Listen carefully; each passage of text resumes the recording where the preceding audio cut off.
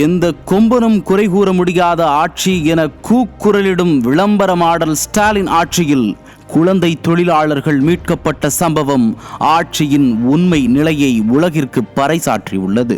சொன்னதை மட்டுமல்ல, சொல்லாததையும் செய்வோம் என வெற்று வசனம் பேசித் திரியும் ஸ்டாலினுக்கு புத்தகத்தை சுமக்க வேண்டிய பிஞ்சு குழந்தைகள் தடியெடுத்து வாத்துகளை மேய்த்த அவலம் புலப்படாததன் காரணம் என்ன?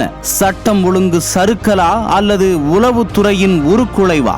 புரட்சி தலைவர் எம்ஜிஆர் பள்ளிகளில் சத்துணவு அளித்து குழந்தைகளை கல்வி கற்க வைத்த தமிழ் திருநாட்டில் இன்றளவும் குழந்தை தொழிலாளர்கள் முறை நிலவுவது ஸ்டாலினுக்கு அவமானமாக இல்லையோ? நிச்சயமாக தமிழக மக்களுக்கான தலைகுனிவு என்பது நிதர்சனம். திருவாரூர் மாவட்டம் மன்னார்குடி அருகே உள்ள ஒரு கிராமத்தில் ஆந்திராவின் கோதாவரி மாவட்டத்தைச் சேர்ந்த 10 முதல் 15 வயதுடைய 2 சிறுவர்கள் மற்றும் 2 சிறுமிகள் வாத்து மேய்க்கும் பணியில் கொத்தடிமைகளாக ஈடுபடுத்தப்பட்டிருந்தனர்.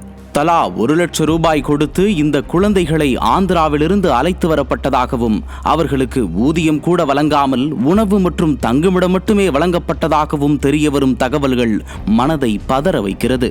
குழந்தைகள் கொத்தடிமைகளாக பணியமர்த்தப்பட்டதில் தொடர்புடைய பத்மா மற்றும் அவரது மகன் லாரன்ஸ் ஆகிய 2 பிடிபட்டுள்ளனர்.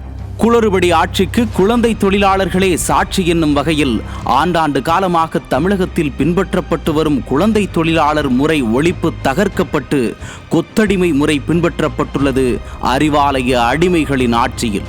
நாள்தோறும் போக்சோ வழக்குகளாலும் போதையால் நிகழும் குற்றங்களாலும் தடுமாறும் நிலைக்கு தமிழகத்தை கொண்டு சென்ற ஸ்டாலின் ஆட்சியை சாடாமல் இருப்போர் எவரும் இல்லை. வளர்ச்சியின் பாதையில் தமிழகம் சமூக நீதி ஆட்சி என்றெல்லாம் கூச்சமே இல்லாமல் கூவி வரும் திமுக உடன்பிறப்புகளுக்கும் அவர்களுக்கு கூஜா தூக்கும் திமுக கூட்டணி கட்சிகளுக்கும் தேர்தல் வாயிலாக தமிழக மக்கள் பதிலளிக்கும் காலம் வெகு தொலைவில் இல்லை. 2026ஆம் ஆண்டு தேர்தலில் இரட்டை இலை வாயிலாக இருட்டடிப்பு ஆட்சி அகற்றப்பட்டு தமிழக மக்களின் வாழ்வில் மீண்டும் ஒளியேற்றப்படுவது உறுதி.